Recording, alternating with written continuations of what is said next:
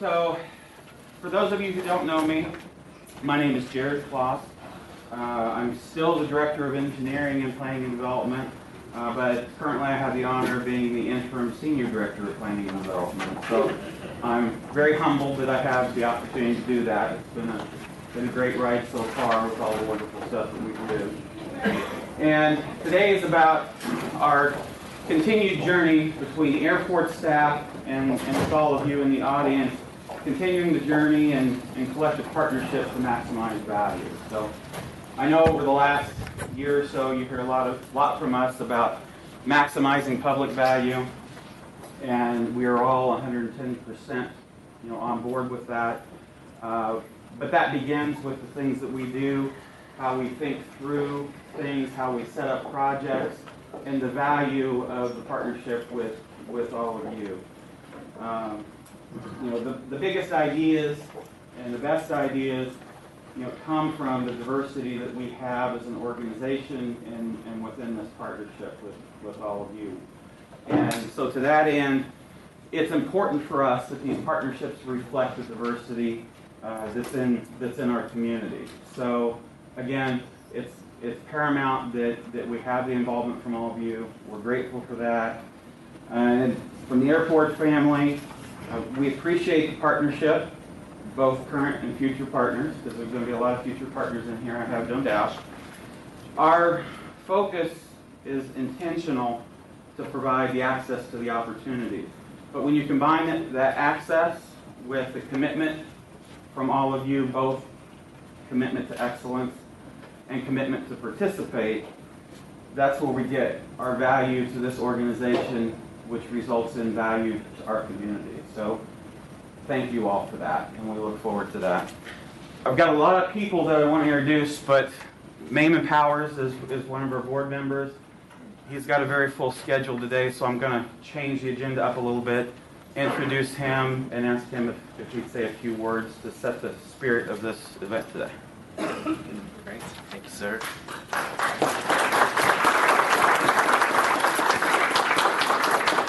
Good morning. Hope everyone's doing well. On behalf of the board, we would like to thank you guys for all being here. We appreciate your interest in doing business, wanting to do business at the airport. We have a lot of exciting things going on here, and when I talk to people, obviously my picture's on the wall, so everybody always likes to talk to me about the airport. So one of the things that people talk to me about is having direct flights. So I am proud to report that we have continued to make progress with that. We've gone from 37 direct flights in 2014 to 48 direct flights today. So if we could give that applause. This year we're on track to have more than 8.5 million passengers pass through the airport, which would break our record. So we've got a lot of exciting things that are going on at the airport.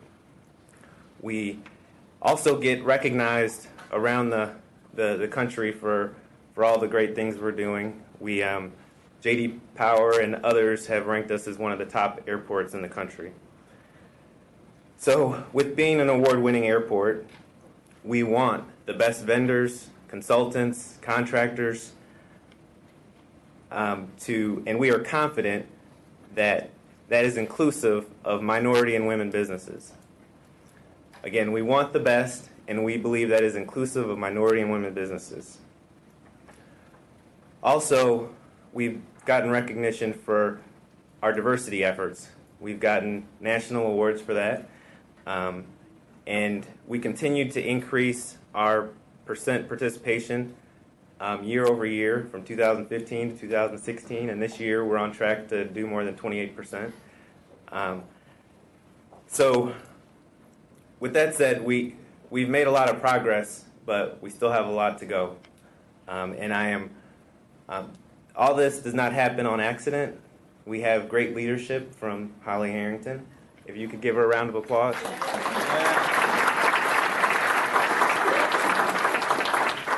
Because we need to be intentional, and we are not done yet. We still have a lot of progress to make. But I also want to recognize our executive team for all the hard work they do. We've got the best-in-class airport and the best-in-class team that sets us apart from our competition. So I just want to recognize them, and none of this would be possible without their hard work and dedication. So I appreciate their continued efforts to help us be the best airport we can be. So thank you.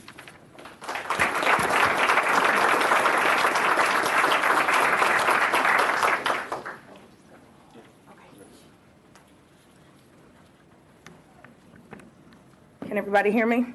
Good morning. I'm Holly Harrington, Director of Supplier Diversity for the Indianapolis Airport Authority, and just want to welcome you here. You've heard from the Interim Senior Director of Planning and Development, who's my boss. So anyone here, anything nice you have to say, you know who to direct that to today. You've also heard from our representative from our Board of Directors, Mayman Powers, who is also an MBE.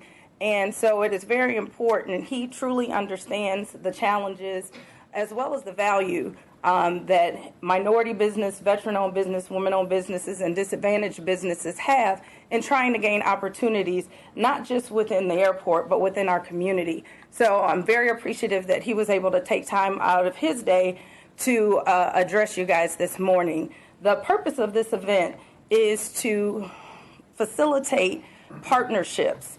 And it takes a collective effort, not only of our board, our staff, but also the entire community, so that we can ensure that we stay on point. You hear a lot about the airport is number one, and a lot of that focuses around our day-to-day operations and our staff. But you're an extension. Whenever you step into the airport to do work on our behalf, the values that we have need to cascade down so that we can ensure that the excellence in the project, construction projects, in the design projects carries through.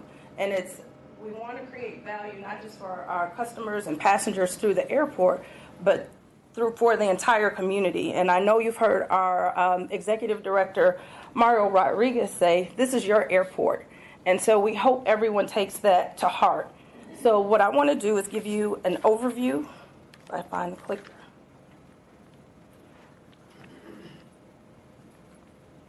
Of what we're going to talk about today. So, as I said, I'm Holly Harrington. I'm the Director of Supplier Diversity, and I also have responsibility for Title VI, which, in the spirit of diversity, just ensures that there is no discrimination in anything that we do. It is mandated from the FAA in the Title VI compliance component. But again, as we talk about value, that's something that we believe in, and we want to make sure that we are articulating what those requirements and expectations are for everyone who interfaces at the airport. We'll do an introduction of our staff.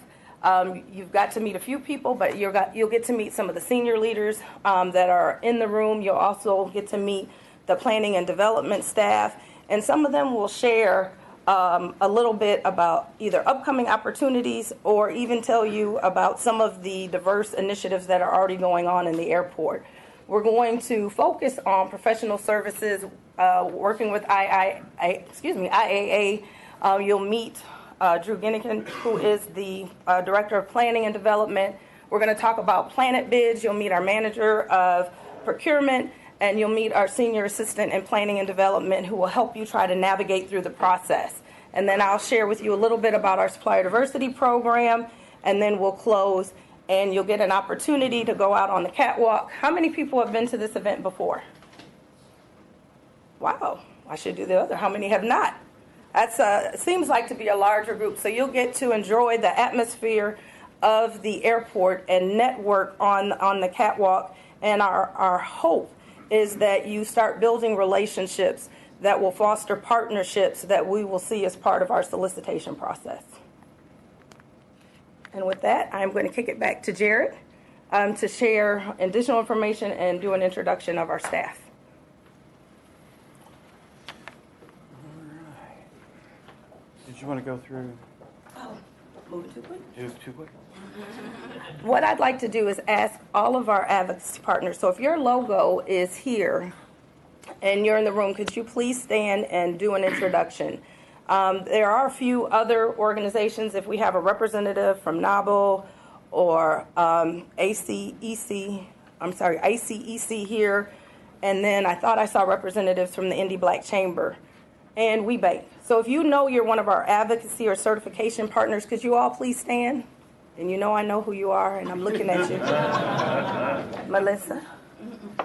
And we would just ask, to start, Will, if you could introduce yourself and the organization that you're affiliated with, so people in the room might know who you guys are. I'm Melissa St. John. I'm the owner of Relocation Strategies. We're currently a vendor of the airport. I'm a member of NABO, National Association of Women Business Owners. Thank you. Have a good day. Good morning. I'm Michelle Parker with the Great Lakes Women's Business Council. We are partners with WeBank, providing certification on the national level for women business owners. Thank you for having me. Hi, I'm Jessica Nicolay with the Etica Group. Also a board member of NABO, and then also a member of ACEC. I'm Rachel Seabury with CADvantage. I'm a member of ACEC and NABO as well. Good morning. My name is Ivan Baird. I'm the Executive Vice President of Mid-States Minority Supplier Development Council, the certifying entity for MBEs. Good morning. My name is Lynn Haynes, and I'm the Director of MBE Services with Mid-States MSDC. I facilitate the certification process for the ethnic minority applicants, and then I help to broker the relationships between our corporate members as well as our certified meetings. Thank you. Morning, my name is Larry Williams. I'm owner of Raleigh Security, and I'm also president of the Indy Black Chamber of Commerce. Fahad Beg, City of Indianapolis, certification and compliance for minority, women, veterans, and disability-owned businesses. Sissy Gwynn, Indiana Department of Transportation. We do the certification for DBEs and DBEs in the state of Indiana. Sean is over there. Sean?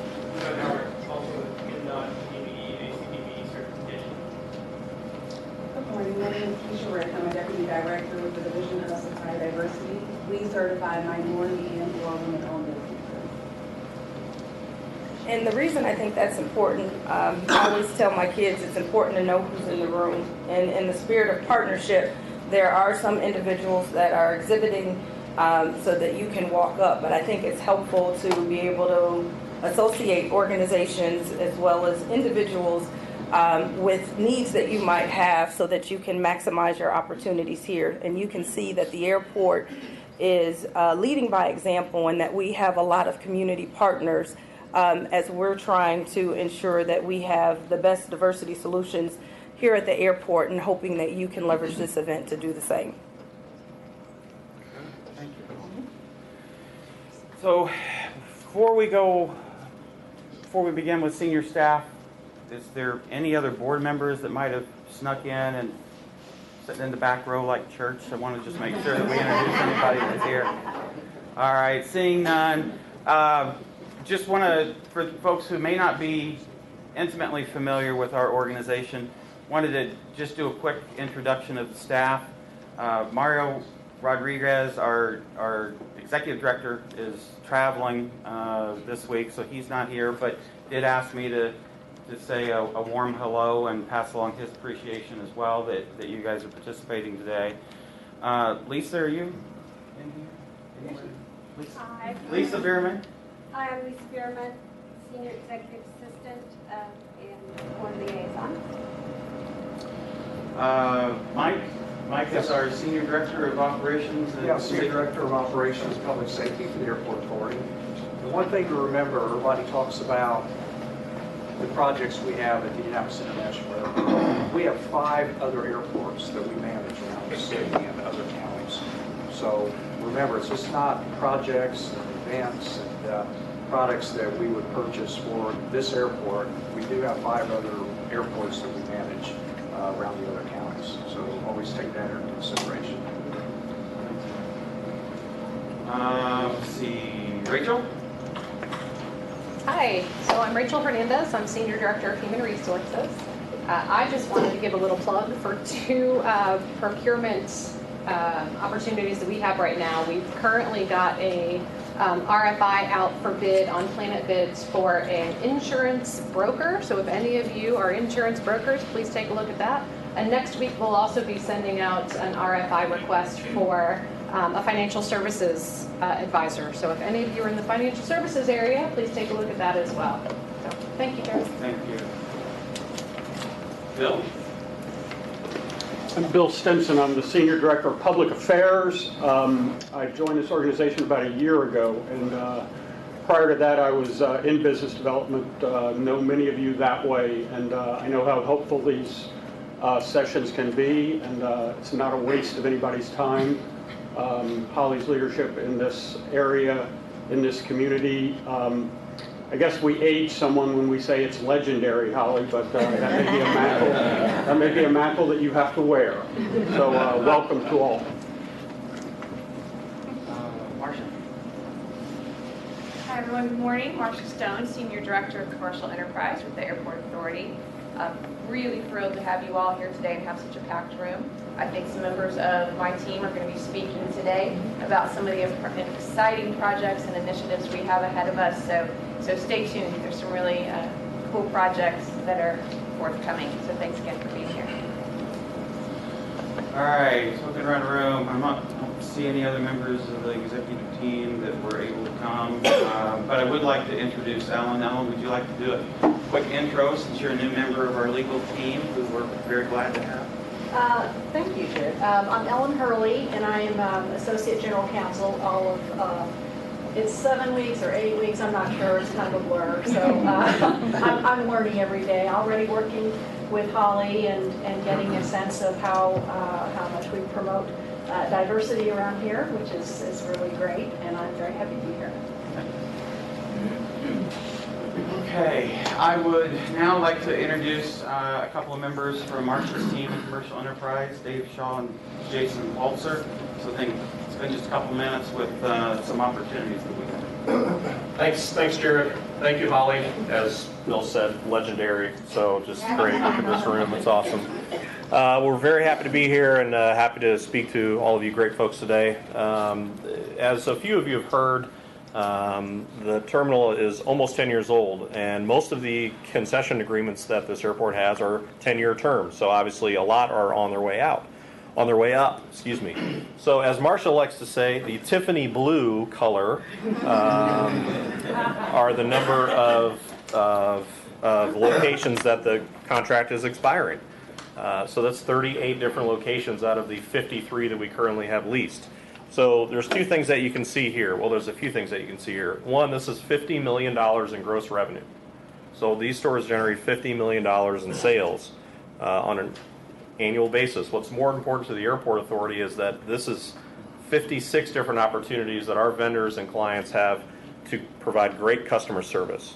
So there are some examples up here of tenants that that will be changing out. So we've worked really hard on changing out and updating the plan from a concessions and retail standpoint. The current tenants that you see, a lot of them, some of them probably will not be here at the end of 2018. So what that means for you guys is there's ample opportunity for years to come for construction, for design, for all kinds of work as we start to change these locations out. And this isn't changing out from one restaurant to another restaurant. We are changing things out across the board. So where there's a current news and gifts location in the entrance to the B concourse, that location could be moving to a location where a restaurant currently is, or vice versa. So you think about that, you think about all the work that goes into that, the design, the insurance, all that kind of stuff. So there's a ton of work that will go into this.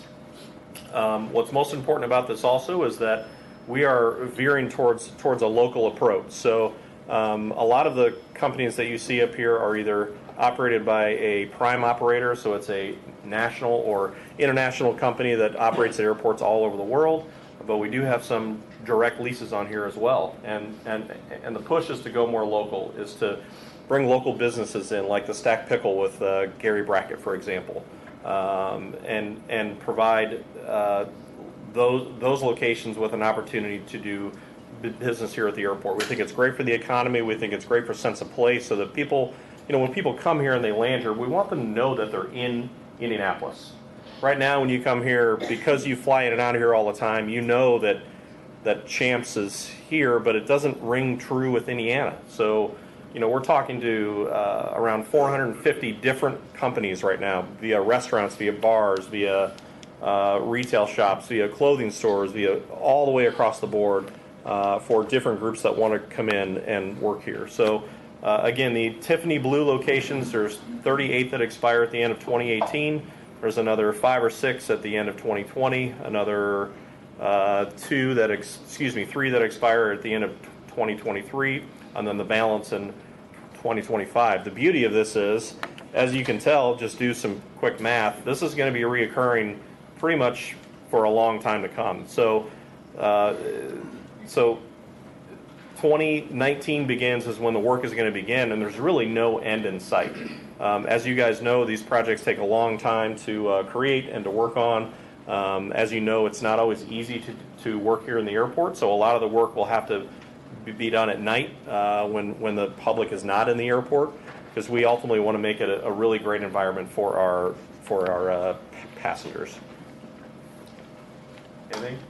Leave it out? No, I just can't. I'm Jason Holzer.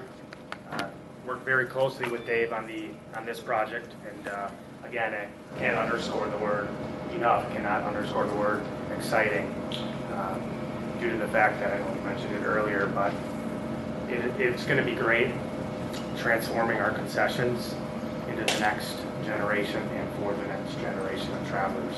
So it'll be great, and really looking forward to this. Potentially working with all of you, and Dave's going to talk to you a little bit more about upcoming events. So I kind of talked about this as well, just great opportunities for new work to occur here in the airport. On November 8th at 10 a.m., we are hosting a meeting much like this, but it'll be for prime operators, for restaurants, for bar owners, for companies to want to come in and learn more about the program. Holly will work with you all if you want to attend that. If you don't want to attend, it's okay. More than anything, this is a great chance for folks to come and learn about what it's like to do business here at the airport from a concession standpoint. So we have a prime operator, like I said, that operates at airports all over the world, and Starbucks works with a prime operator, and a lot of people don't know that. So when you go to Starbucks and you pay with your Visa card, at the top of the receipt it doesn't say Starbucks, it says HMS Host. And there's several companies like that, and the folks that we're talking to don't know that those companies exist. So it's a great chance for restaurants to come in, restaurants and retail shops, and anybody that wants to work here to meet with prime operators, then also learn a lot more about the program as well. Again, that's November 8th in this room at 10 a.m. These are the dates on the upcoming work that we will have going out. We will have an RFI out, tentative January 5th of 2018, and then you can see the rest of the dates there. Does anybody have any questions from a concession or retail standpoint? Yes, ma'am? Out of curiosity, is the airport responsible for the supplies that each restaurant does, or are they independent of that? In most cases, they're independent, but what supplies are you referring to specifically? Water filtration, baffle filtration mainly. Filtration mainly? Mm-hmm. So it depends. In some of those cases, it's the airport's responsibility. But for air filtration within the hoods, that's the tenant's responsibility. Okay. So it depends. Yes, sir. Question, of 38 that are expiring, how many do you plan to renew? All of them will go up for public solicitation. So I can't say that right now. It will depend on how the bidding process works out and how the RFI process goes out. We hope a lot. Yes, ma'am. Does the airport generally just use Planet Bids for their platform for bidding? Yes, and I should have alluded to the fact that Doreen in the back in church, she's in the back, is going to come up as well and talk a lot more about that as well. Anybody else? Thank you very much. It's great to see all of you great folks here, and again, thanks to Holly for the opportunity to speak. Thank you.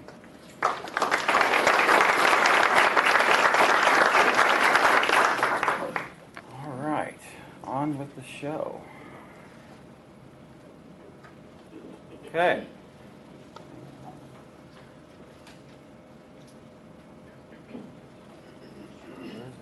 Okay. Start with some staff introductions. You guys already know who I am. You know who Holly Harrington is. So Drew Jenikin is our Director of Planning and Project Development. So Drew, you'll be hearing a lot from him here in just a minute or so. Dave Ropnack. Dave's our Director of Construction. Todd Cavender, he's traveling as well, but he is our Director of Environment and Sustainability. And so I'd like to go around the room and just ask my staff to step forward, introduce themselves, and tell the folks here what you do so that you guys can start to put some names with faces as you interact with us. Andrea? Hi, I'm Andrea Cobb, the Executive Assistant for Planning and Development and Finance. Hi, I'm Katie Adkins, and I'm a Senior Administrative Assistant with Planning and Development. Hi, I'm Mary Zervak, and I do project management here at the airport. Robert Jones, I project inspections and work permits. Hi, I'm Megan Wenzel. I'm Environmental Coordinator. Juan Lee, Conservation. Alex Abel, Conservation Assistant. Mike Howard, CAD Tech Engineering. Excuse me. Tony McMichael, Project Manager. Good morning, Bob Staten, IAA Project Manager.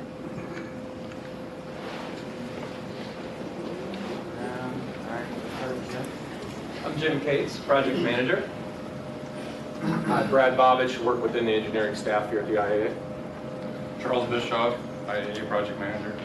Wes Bernhardt, Project Manager. Angie Trump, Contracts and Grant Coordinator. Ashley Cronin, Senior Administrative Assistant. Neil Jenkins, Project Manager. Anybody left in planning and development anywhere? Anybody hiding? Okay. Just go ahead and keep going with airport staff, Tracy.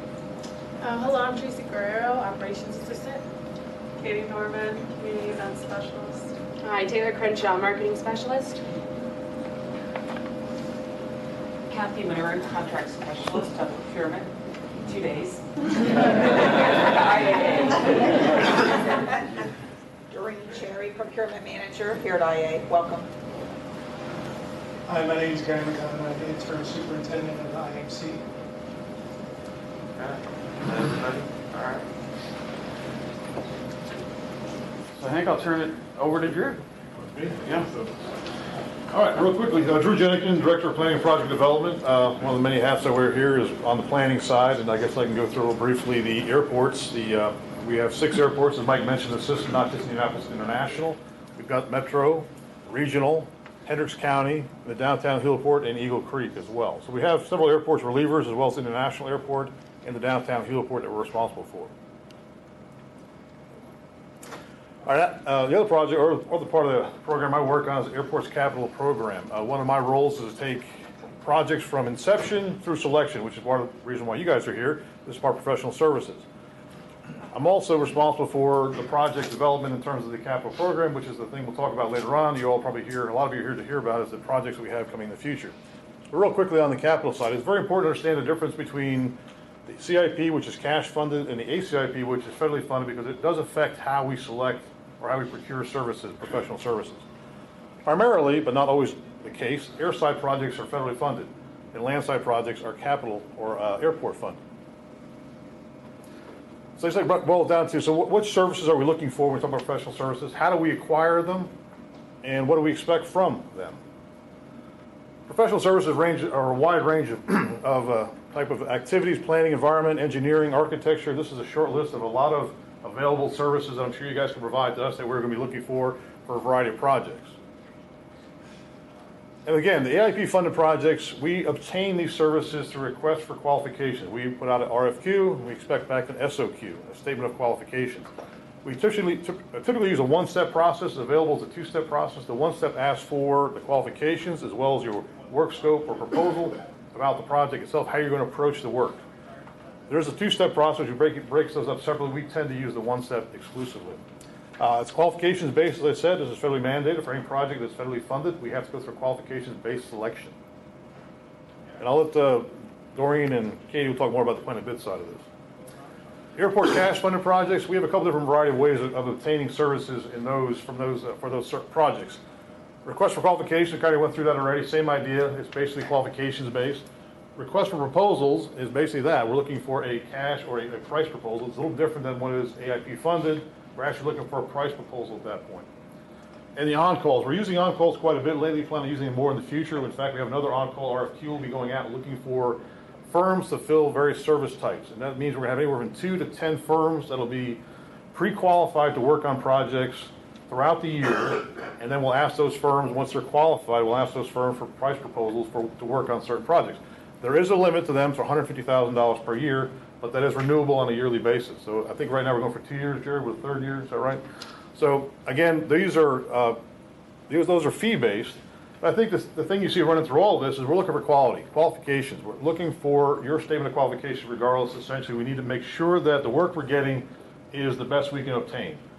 So what does that mean for the SOQs? When we ask for an SOQ, statement of qualification, we're looking for you basically your best foot forward. What is your statement or your state your case that says up there stating why you're the best firm to be selected for the project? Do your homework. Get to know the projects. Our doors are always open, except for a few times a year when we have RFQs out. The selection committee, those who are tasked with selecting the firm to work on the project, they have to go into cone of silence essentially. They cannot be talked to. The rest of the staff, however, can continue conversations. And of course, even that staff, if you're working on an active project with them, you're not precluded from having conversation at that time. Just can't talk about the RFQ itself. Follow the RFQ. We tend to change the verbiage once in a while in the RFQs. So it's very important you watch the RFQs and make sure you understand what exactly we're looking for. Sometimes we're going to look for scope of work, sometimes we're not. Primarily, of course, we're always looking for that best firm to work on a project. Drew, one thing I want to mention on that, in the 6 years I've been here, we had a first in the last few weeks that's worth mentioning, particularly this group.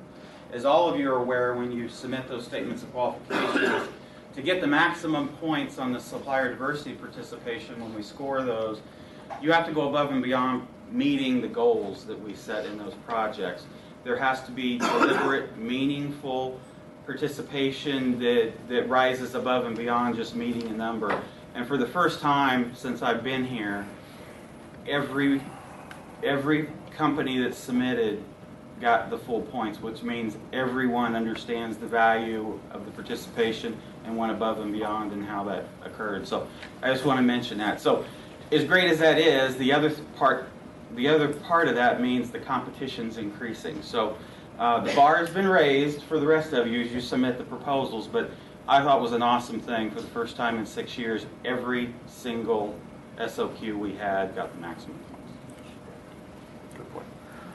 So again, a statement of qualifications. What are we looking for from professional services? We're looking for you to demonstrate your expertise and competence, understanding of the big picture, how your project or the project you're working on fits within the grand scheme of the overall airport, whether it be IMD or Metro or any of the really airports we work with.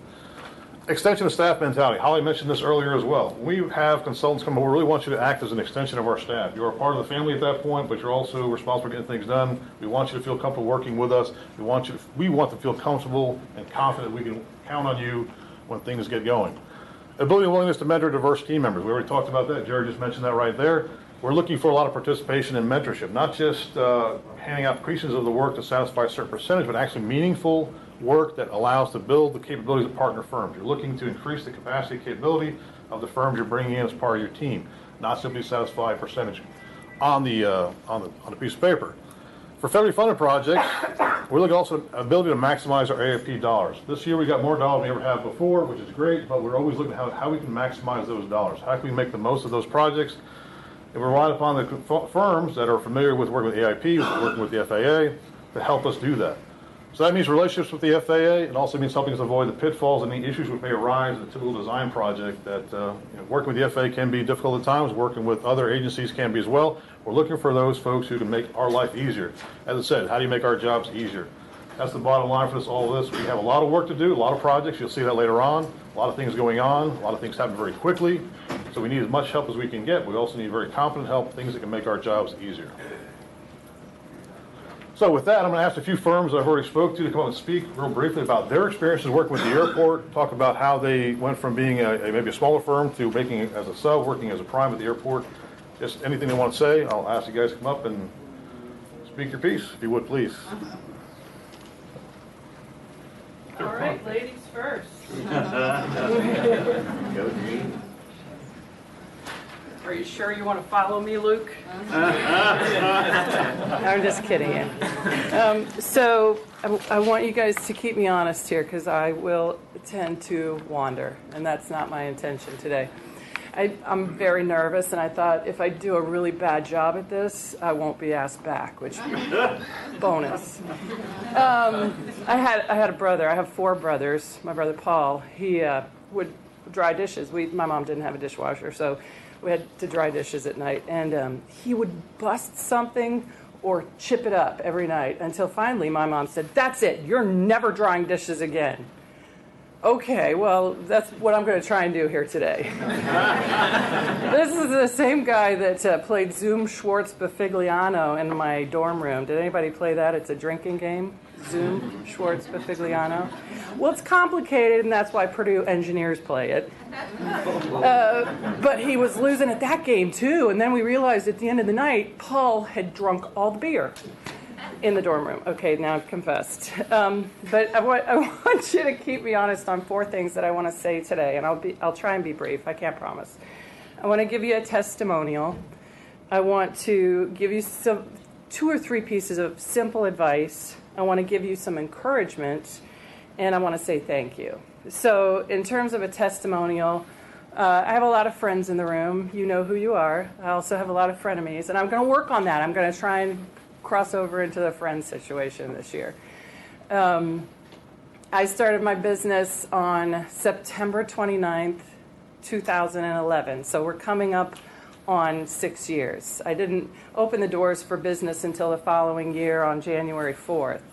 And I went into business with my brother, my dear brother Kurt, who is back in the office working hard since I'm here. And he's my partner, and we have each other's back in Iraq. He's the best partner I could ever wish for, and many of you know him, and he's the more quiet side of our business. And we started with literally nothing. We started with nothing. I put $51 in the bank, and Kurt put $49 in the bank.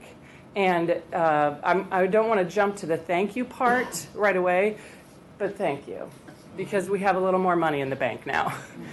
And I will tell you that this airport is a big part of our company's success. They are a first priority client for us. I don't know if you guys realize this, but when the power goes out in your neighborhood, you are not the first priority. Hospitals, cop shops, emergency services, they get power on before you get on, at your house. And I'm jumping to the advice section, but make this airport a first priority client for you, and they will reward that. My other testimonial is, I've always had a little bit of trouble with diversity because my dad's a white male, and my husband's a white male, and my boys are white males.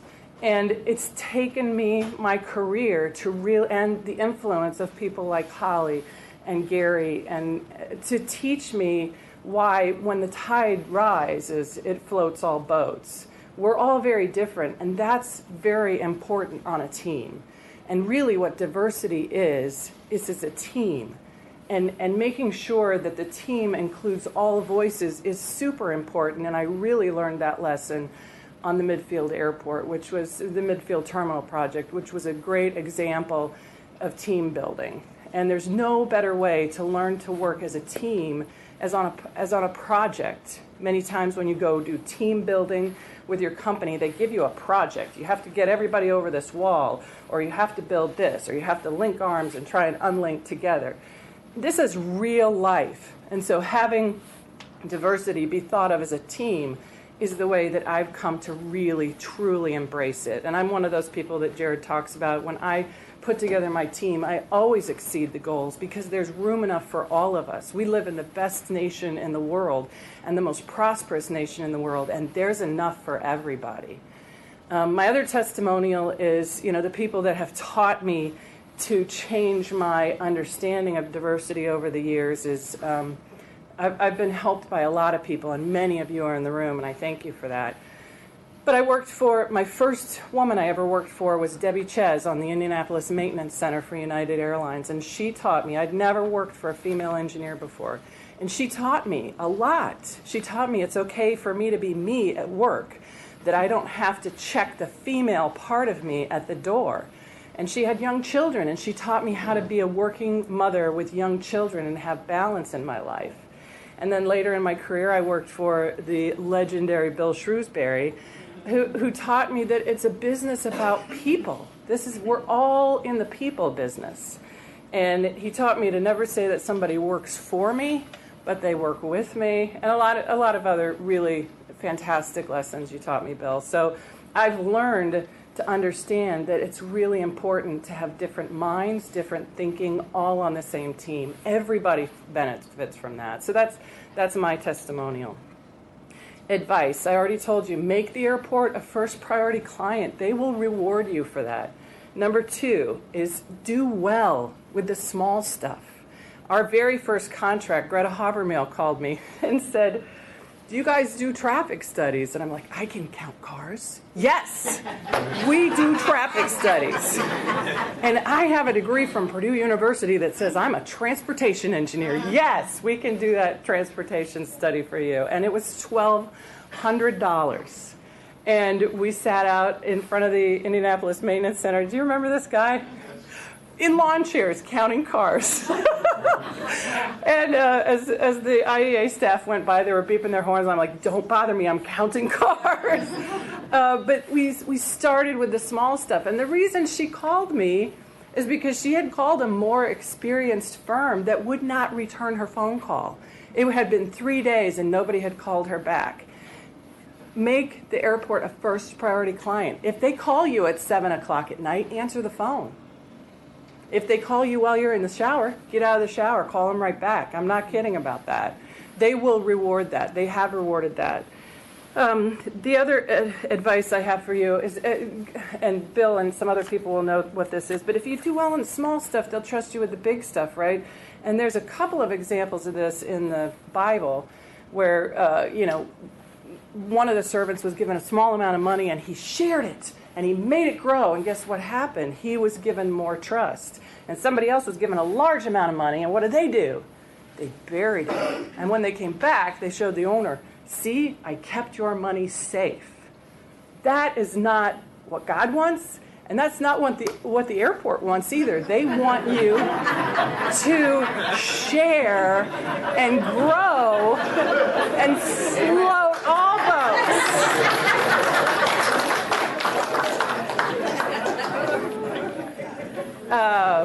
So the third item is encouragement. I just want to say to all of you, you can do it.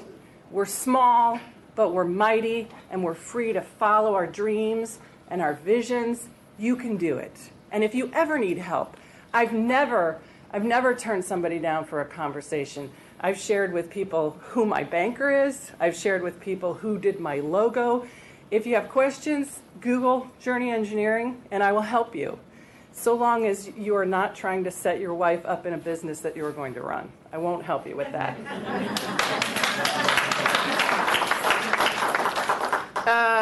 The last thing I want to do is just say thank you. I mean, a big thank you to this airport staff. And I know all of you, and I appreciate all of you. And I know how hard you work, and I know how difficult your job is because I used to sit in that seat. And I thank you every day for the opportunities that you afford me and my family and my brother and our staff. And I promise to share, and I promise to grow. And in that regard, we have grown. I have work at the Port Authority of New York, New Jersey. I am now certified in Colorado and Denver. I love airports. I'm going to build airports in my backyard, and hopefully eventually around the world. But right now I have young kids, so I like Indy. The other thank you I want to give is to INDOT. Thank you for helping me with my DBE certification every year. Everybody in the room who knows me knows that I have a problem with paper. I'm allergic to forms. If you put it in a form, I probably can't do it. But just yesterday, Mike Rowe helped me again, and I really appreciate INDOT's help. I want to give a shout out to the city of Indianapolis, who has been always very helpful with my certifications and always with a smile and always happy to help me. Thank you so much. And Indiana Department of Administration, who's been very helpful to me when I have issues, when occasionally people decide that our Dbe goals should be 0. That should never be. And they've always been very responsive to my concerns about why would you ever set your goal at 0. So thank you to all those people. And thank you especially to the people in the room who have called me, you know who you are, and said, would you be on our team? I thank you so much for that. You know who you are. Thanks.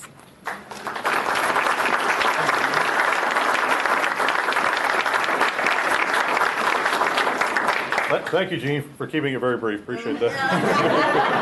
Did I break the dish? No, good job. Luke, you got a heck of an act to follow here, Luke. So don't worry about the testimonial part. So thanks for asking me to talk. I'm Luke Lysing, the president of Guide on Design. We do architecture, civil, and structural engineering. So Guide on Design, we're a veteran business firm as well. We started just over 6 years ago. Our first contract was with the Indianapolis Airport, was about 3 years ago. That was on the on-call contract. And I think the first project that we did was water intrusion repair at a door. So it was a pretty small project. We just had water coming in a door. We helped resolve that. But I just want to say that how much, from the time we got that first contract, we've doubled in size. We're about 34 people now. We're about 16 back then.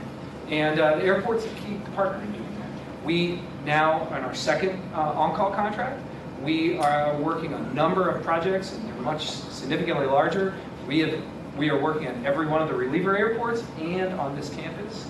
And so those opportunities have continued to grow. But to highlight just one thing that Gene mentioned, what's been great is also the partnering that's come out of that. So we started very small. We're able to grow into larger and larger opportunities. But we've had some great relationships that started on small projects here with you all, with the other partner firms.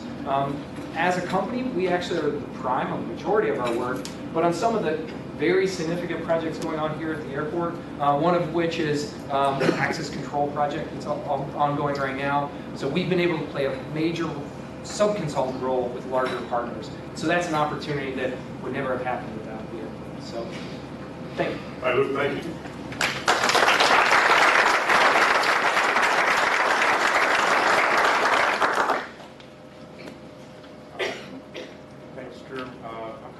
with infrastructure engineering, and first of all, I'm going to try not to repeat what's already been said, but one of the things that I wanted to identify was that when Drew asked me, I was thinking about what I was going to share, and one of the things that stuck out the most for us was the airport was one of our first clients when we started in Indianapolis.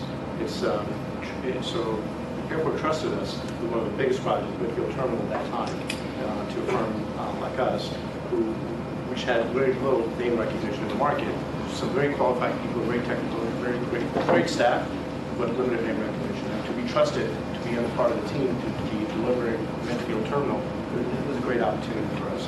A couple of things I just want to share is that Airport has been a great client. It's been trusting from the start of the Midfield Terminal as a sub to slowly building, and where we've had opportunities where we've been challenged with delivering projects on a very, very demanding schedule. One of the things that we've always prided ourselves in as engineers is to be able to be challenged and deliver in a very limited amount of time. And that's always been the hallmark for what we pride ourselves in, and we've always seen that from the airport. So the advice I can share in regards to what we have done and what we ask ourselves continuously, and I would share with you guys, is that it's a partnership, but it's also a reciprocal relationship. We need to be ready to be able to invest in our businesses, invest in our talent, to be a better partner with the airport. Because when the call comes, when that 7 p.m. call comes, you need to respond. And that response comes from very, very talented and very, very dedicated people.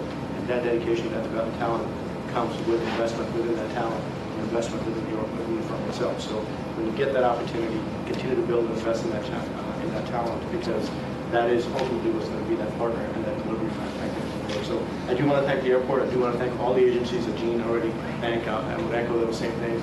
But I also want to thank a lot of the partners that we've partnered up with who have helped us get there. And most of them, almost all of them, I would consider them to be my mentors. I think I've learned a lot from them, listening to some of you guys. So thank you for guiding me through the process. Thank you for helping IMAC get to where it is today. I don't think we would be here without a lot of the people that are sitting here. So not just the agencies, but I also want to thank a lot of the team partners that we've been with to help us grow. Thank you. Thank you. I think what you heard here today is obviously working at the airport is a good thing, but it also takes that first project, that first opportunity to actually work with the airport or work with someone who is working on the airport. And one of the things that we've considered and are moving forward with, we were approached by a contractor not too long ago, basically said they're very confident in their ability to work on the airport, but weren't comfortable with the idea of working on the airport itself, working with us. They weren't sure how to make that happen. I'm assuming that probably applies to some members here and others in the consulting field, the professional services area. So to help ensure opportunities, we're considering doing what we're basically calling right now Airport 101, a thing put on, a classroom of sorts put on by us, consultants, the staff, for contractors and consultants, basically to help increase opportunities. As we said, the first project, that first opportunity to work in the airport is very critical. You saw, as evidenced by the testimonials, that first opportunity to work here gets the ball rolling.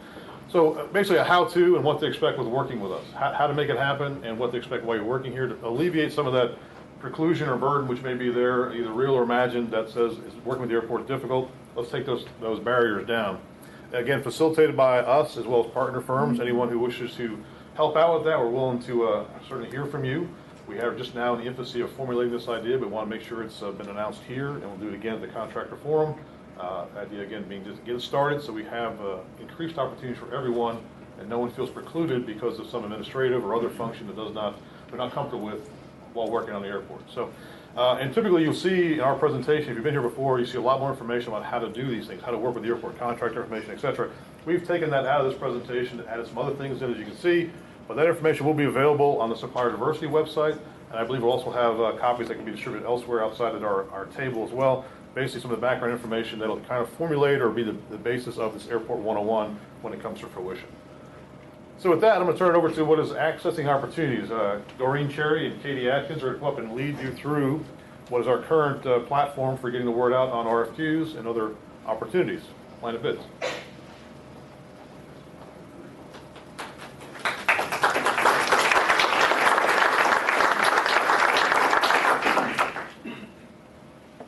Good morning. Thanks, Drew.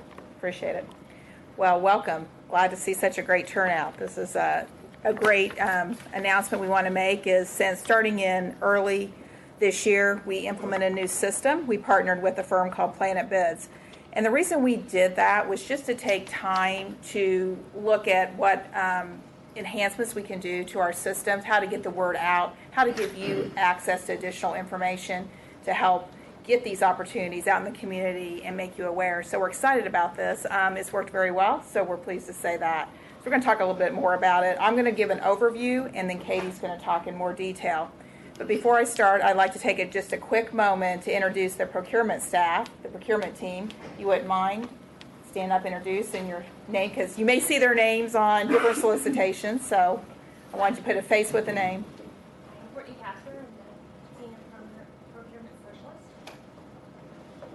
Howard, and I'm the procurement specialist. I'm giving her again a contract specialist. 2 days, as she said, but so thank you. Appreciate it. Oops, go back. Now I messed it up. Okay, Dina. Do we have a well, we go to the first slide. Hey, you put the, yeah, you know, I was just testing the technology, that's it. As you can see here on this slide, what I did was we circled in red the main, thank you. This shows where you can go to the IndianapolisAirport.com. And then you can actually get a link to the business opportunities. You'll see at the top it says business and then to do business at the airport. So that's what the site looks like. And then a screen will come up and it'll have two areas. You'll see the vendor registrations. That's where you can register as a vendor. And then also business opportunities. Anyone can go in and look at business opportunities. If you select that, you don't have to be a registered vendor. The public, anyone, my high schooler can look at it. Anyone has access to it. And I'll show you the screen what that information entails. Where the advantage of becoming a registered vendor is when you want to download a document to look at a solicitation, you're able to do that because we want to gather that information about your company. And also it gives you the opportunity to select categories as part of the NIAX codes. We use about 250 of those NIAX codes out of the 20,000 to get an idea of what you provide and what kind of services, supplies that your organization entails. You can pick as many as you want out of that list. And when you do that, when we post a solicitation, what happens is that solicitation is emailed to you, that link, to show we have an opportunity. Oh, you're fine. An opportunity that you may be interested in. Katie will talk more in detail about how to do that. Once you select business opportunities or vendor registration, this is the screen you're going to see. Don't be alarmed. You're actually going to the Planet Bids portal. That is the firm we partnered with to provide this service. And then if you want to register as a vendor, this is the screen that's going to come up. It's your vendor profile. It's very easy. There's asterisk by the required fields, and you'll go through each individual tab to look through and answer those questions. The very last tab I wanted to bring to everyone's attention is emergency operations. What this system allows us to do is give you a way to register to say, if there's an emergency here at the airport, I'm on board, I can be called, and we want your 24/7 contact information. It also allows you to free text to say, okay, what kind of things could they use in an emergency that I can provide? You can type those in. That way our emergency operations staff, at 2 a.m. if something happens or an engineering gets called at 3 a.m., they can go in the system and search and say, oh, okay, this firm here, we have an emergency contact. It gives us that power of information at our fingertips here. So anyone that feels like they can provide that information, that support, be sure to say yes to that last tab, and then you can fill in your detailed information. Here's what it looks like if you just hit business opportunities, or even if you're a registered vendor. But the public can see this. It has it's a grid format. You're able to see all the projects. You scroll down, you'll see even the ones that are older, but always at the top are the ones that are bidding. And they're very obvious because they put it in red, say bidding. So you know those are still open. It's a quick look of seeing what's open. You're also going to see the other column we circled here is the categories. That's what I was talking about. Select the different categories that your business can do or are interested in doing, what kind of services and supplies. And then we also have an option if you want to say, I want to know about every opportunity automatically. You get an email, then you can select what's called 9999. It's just all nines at the bottom of the list, and it says you'll get notification for everything. So it's very nice because our prior system didn't give us much information when you first looked at it. Here it has all the key information, the title. You can click on any project. You'll get a summary of what it's about. But like I said, if you want to download a document, you're going to have to register because there's a lot of information that we gather from that, which is very helpful.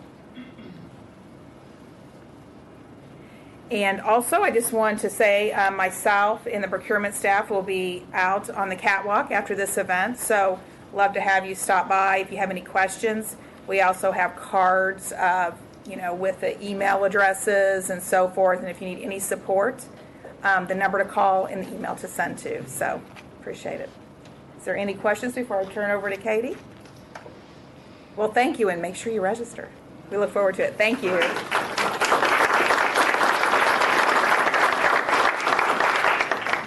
Hi, Katie Atkins. I work with the planning and development staff. My job there is to post all the opportunities with the planning and development staff.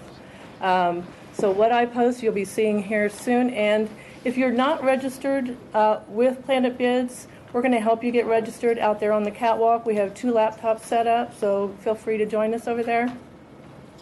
And I did find out that only half of you here are registered on Planet Bids. So it's probably a good idea to get registered. Okay, so when you register, again, you'll be seeing this screen. You'll go into the registration. Here, be sure that you do complete every tab on the profile. Every little red asterisk means that you do have to complete that information. More importantly, on the business certification and licenses, fill out check every box that you can that applies to your business.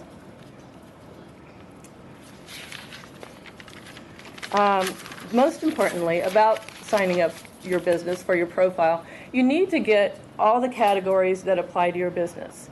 Everything that you do, every service you do, you need to put that down in the next codes that we have. Like she said, we do have a limited supply, but keep searching keywords, add every one that applies to your business. Because when I post it, we're putting every category that applies to that project on here.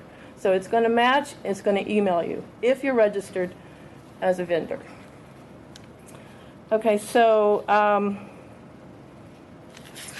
going next. Okay, so when she mentioned selecting 9999999, this is going to give you everything that is advertised with the IAA, every department.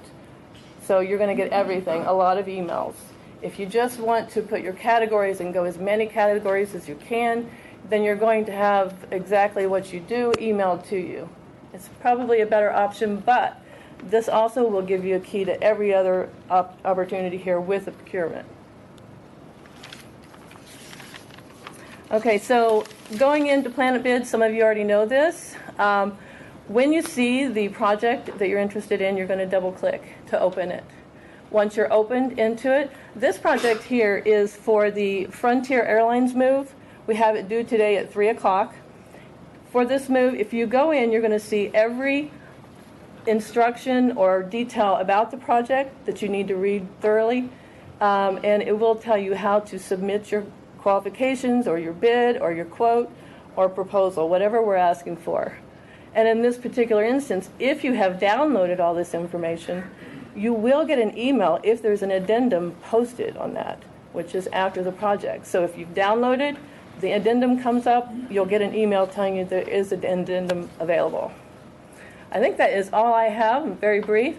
If you have questions, meet us on the catwalk, okay? Thank you.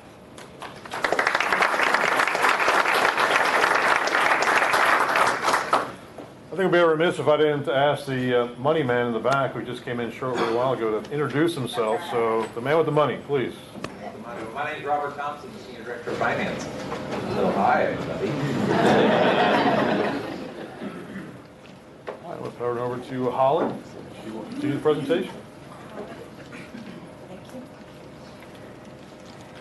So you've heard a lot of people talk about the access to opportunities, participation, value. You've heard testimonials. People who interact with me know that I have a couple of things that I always say. You know, first we talk about goals, then we talk about commitment, and then we talk about attainment. So that's kind of my focus, you know, looking at projects on a case-by-case basis and determining what the availability is and coming up with what I call a meaningful goal. So that we can have participation that will both benefit the subcontractor and the prime. Sometimes opportunities are, somebody talked about a 0%. If we force a goal on some smaller projects and the work isn't even meaningful for the diverse vendor, we don't want to force it for the sake of numbers. We want to make sure we have goals where you can learn and you can contribute. And so that's different than, in my opinion, some other organizations. Some just strive, they want a number, and you're always going to see it. If you see consistency in our numbers, it's because based on the availability, we believe that we can achieve that. And we always try to do that with stretch goals. So here are our goals. These are also posted on our website. So disadvantage are, I think most people understand, are focused on small business. And are typically minority and women businesses. But you can outgrow that. But you can still leverage your MBE or your WBE. So on federally funded projects, you'll see the Dbe Goal. And we go through a 3-year process to determine what that goal is going to be. And our current DBE goal is 18%. And in the last iteration of our goal methodology, it went up from 14 to 18%. And then our minority, women, and veteran goals are kind of aligned with performance and what we see at the city and the state. So I always share these slides with my family, and my son commented, "Mommy, that's funny math." So when you look across the top and you see 18, 15, 10, and 3, he was like, "Mommy, I think you got an error." And I was like, "No, the DBE 18% is solely reported to the FAA. And so the M, W, and V is what comprises our overall, and the DBE is usually kind of a sub within that, because somebody can, as I stated, be an MBE and a DBE. We just report the DBE only to the federal government." So that's how I explain my funny math. He said, "Okay, I get it." He said, "But you might want to tell people that, because they may look at your slide and be like, that's not working for me." So again, I talked about goals vary by project. Our participation is monitored. I talked to you about goals, commitment, and attainment. So we set a goal. We through this, and you'll see that as part of the solicitation. And then you will include what you anticipate you're going to get. I monitor that through the project. I actually have a form at the end that I can meet with the PM and our leadership team to say, this is what we set, and because this helps us get better in setting our goals, this is what the individual's committed to, and this is what our attainment is. So if your attainment doesn't match your commitment, it doesn't come as a surprise to me, because we monitor this throughout the project. Sometimes scope changes. Sometimes things go up because things are added. Sometimes there is a change in scope or otherwise, or we get into a project and things are very different than we anticipated. We like to have that documented so we can reflect, this is why we made the changes. And I credit Mayman with a comment when he first became a board member saying intentional. I think it's very important that we understand why we're successful, and we are doing things very intentional to make sure we continue that. And that's kind of my challenge from him, to be able to say, okay, these are new things and processes that we put in place, so we just didn't happenstance get and achieve our goals, but this is what we did to accomplish them. Certification requirements vary with every organization. We're going to focus on the airport, so many of you know we focus with the city of Indianapolis, the state, which is both NDOT and IDOA, and mid-states. Those are the certifications that we accept here at the airport. And so to be included in our percentages and our program, that's what we're looking for. When you leave the airport and go somewhere else, it could be different. But I always tell people it's very important to make sure you understand what are the certification requirements. Leveraging outreach and advocacy opportunities. You know, this is a great opportunity, but a lot of people try to schedule meetings with the staff members that are here today. And I always tell folks, if there is not an immediate need or project, I think Jean talked about being, first on the list here. They may want to meet with you, but they just can't because they're competing priorities. I'm sure that happens with your business. Go out when we're supporting a WeBank event and we have our leadership from P&D and leadership from the airport sitting at the table. That's a great time to get to know someone and have that one-off conversation. I use a term called TOMS. I say be top of mind. It's not important to me that you're constantly calling me and giving me updates when it's not relevant, but it's very important for me to have your name come up when a certain kind of opportunity comes up to say, hey, I met so-and-so here. I think now is the time to do a virtual introduction to get them connected. So be strategic in how you interact with people. Make sure you have a question. Don't just meet because you met them and now you want to have coffee. But if you don't have a game plan on what you want to talk about or a specific opportunity or advice, make it meaningful. So when something comes up, they're not, I met somebody who talked about this. They send me emails all the time, but they don't know who you are. Be very impactful in your interactions with decision makers. Finding a team. You're here today, and like I said, you keep hearing us refer to the catwalk. So we're hoping that you make a connection, start a relationship that can forge into a future partnership. Our carrot that Drew will share, we're going to talk about some upcoming projects. Really go through those. Sometimes you may see something and say there's nothing in it for me. Use the tool of Planet Bids to look. There's a tab that we didn't go into a lot of detail on that is typically not available when you're seeking opportunities, but it's prospective bidders. How many times have you seen something and said, "Ooh, I wonder who's going to respond to that?" Within Planet Bid, there's an opportunity to see who that is so that you can reach out to them directly, but you can also put your name on the list and they can see that you're interested maybe as a sub. So it creates that direct connection. So we still want you to come to pre-proposal meetings and things like that, but we're trying to really leverage the technology. And another thing I want to say about Planet Bids is how many of you have registered on other organizations' procurement portals? How many of you really think it's a black hole? That is the reality. Here is not. I've seen them in other organizations where you go and register and then you ask people. I've just registered myself just to test and never got a call, never got an email, nothing. That's not going to happen with our Planet Bids program. So for the half of you who are not already registered, I would highly encourage you to go out on the catwalk and get connected, because that's the way that we've cast our net far and wide to try to make sure we're doing all that we can to make sure you have access to opportunities. Reach out to potential team members here. We talked about utilize pre-proposal sign-in sheets.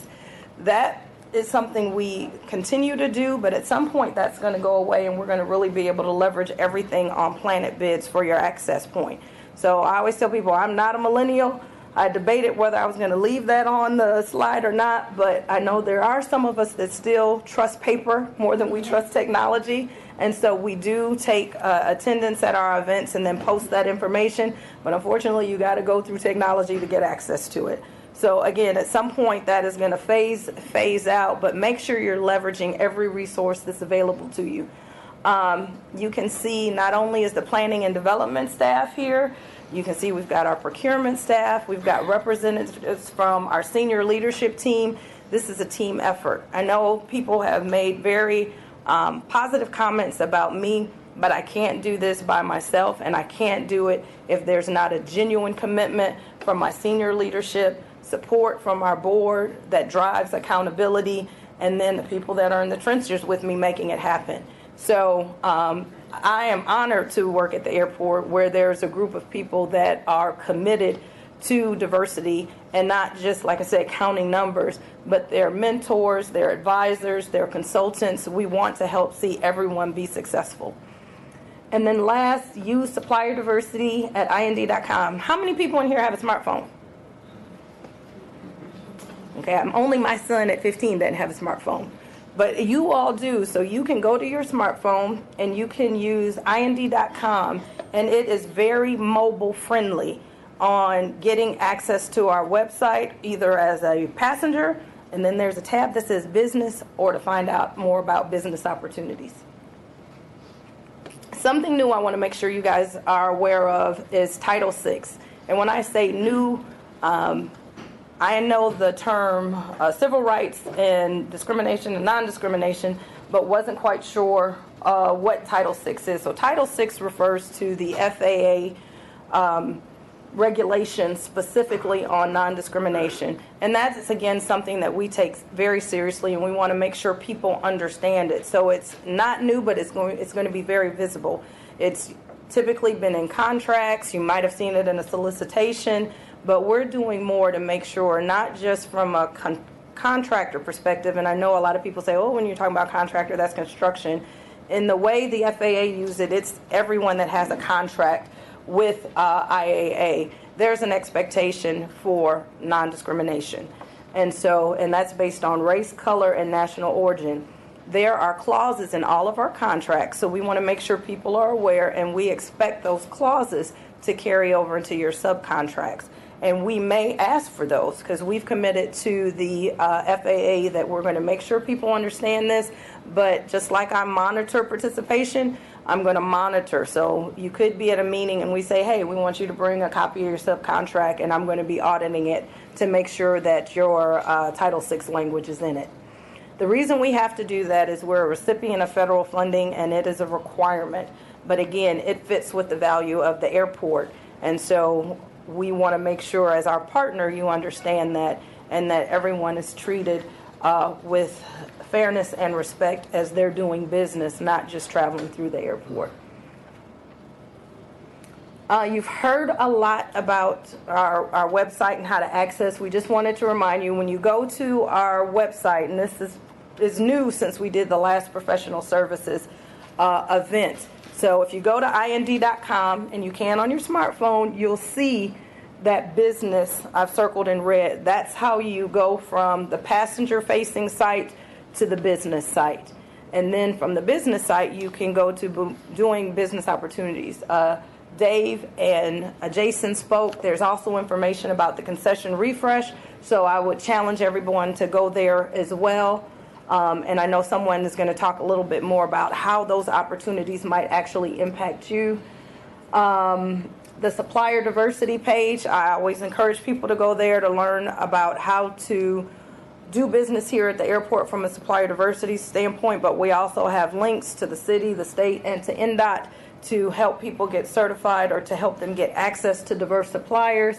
And then business opportunities. We are moving away from this, but if we did a solicitation prior to Planet Bids, you can see the old solicitations there. And again, at some point that is going to phase away and everything will be in Planet Bids.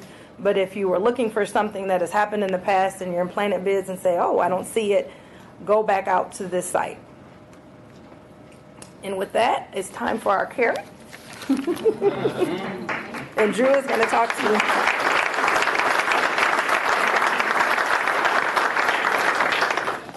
All right, before everybody shows me your phones, because everyone's going to take a picture of this, please know this will be available, the information I'm going to show will be available online after you fill out your survey form, and then it'll be available thereafter for email as well as on the Supplier Diversity website. So, and the list that'll be available after this will actually be more thorough in the sense we'll have 2019 projects as well as some of the projects that were mentioned by Jason and David on here. I have Jim Cates in the room as well.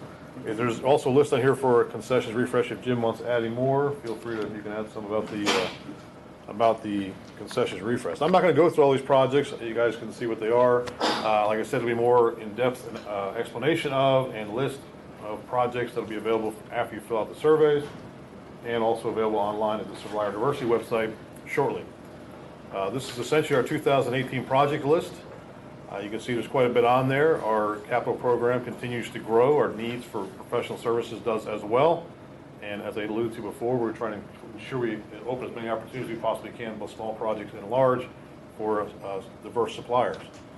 So you can see on here there's a combination of engineering. There's some acquisition as well. What's not listed on here are some other systems and so forth that'll be going through the procurement cycle outside of engineering directly. But again, this information will be available elsewhere, so don't feel obligated to start writing it down or take pictures of it. With that, I'll turn it back over to Garrett, I think. No, Jim, you want to mention something? Sure, yeah, Jim, yeah. Sure, Mike. Yeah, about the concessions refresh, I just want to kind of tap on to the end of Dave and Jason's presentation to make you aware that there are two different tracks of opportunities for those projects. So there is a certain component of that work that will be contracted directly with the concessionaires. So if a storefront is going to change owners, any work within that square footage is contracted directly with the tenant. So they are responsible for design and construction of their own space. Now, however, there is work that the IAA will be doing in order to prepare spaces. So we may be subdividing some spaces, increasing the sizes of some spaces. So there will be some white box type opportunities that would be contracted directly with the IAA. So Dave mentioned the event on November 8th. That would be a great partnering opportunity with concessionaires. Part of their RFI is going to include components of the design and construction of their space. So you want to get in with them as they're developing their RFIs. So I just want to make sure that you're aware of those opportunities and can make them available to you. Okay? All right, thanks, Jim. That concludes this part of the presentation. I'll hand it back over to Holly this time. So I thank you for your attention, and any questions?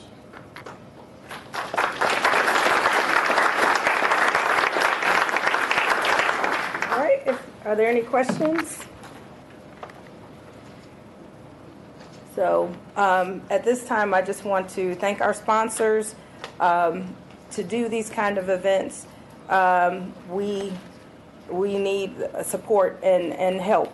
And so these are the organizations that have stepped up so that you can enjoy a beverage and a refreshment while you're out on the catwalk. And we just really appreciate that. And we also have exhibitors. Some of our certification and advocacy partners will have tables as well as the companies that you see out here. And again, it takes a village to make a lot of things happen. I know we usually use that when we're talking about raising children, but when we're trying to raise awareness about important issues, I really appreciate the candidness in what Jean shared is perspectives. You know, sometimes you don't know what you don't know based on your experience. But if each of us, you know, open up, we can learn that we can do far more together than we can individually. And she triggered one of my favorite stories is in diversity training. Someone asked if you were going to put together a team together to win a Trivial Pursuit competition. And I think you all are around my age, so I think everybody knows what that is. They said, what would that team look like? I think it's our natural tendency to align to people who are like-minded, and that can take a lot of forms. But it is very important when we're doing things to make sure we bring diverse perspectives and experiences to the table to ensure that we have the best outcomes. And I think you can see through our sponsors, our certification and advocacy partners, as well as our exhibitors, we have a breadth of individuals that are committed to ensure our success, both at a prime level, both at a sub level. Some companies are diverse and some are not, but it takes all of us to have the best outcome for the airport. So at this point, the only thing that is separating us from networking are introductions. And I know some people say, well, why do you always introduce everyone in the room? And can anybody raise their hand if they know everybody in here? Okay. So just to get that on the table, we do this to make sure you know who's in the room so you can be as strategic as possible in trying to make the connections and meet who you need to meet. What we like to do is start with our exhibitors, and I think most of them are along the back wall so they can move to their tables and be ready to receive the group. So with that, if I could have all my sponsors and exhibitors and advocacy partners that are going to be set up out on the catwalk, please.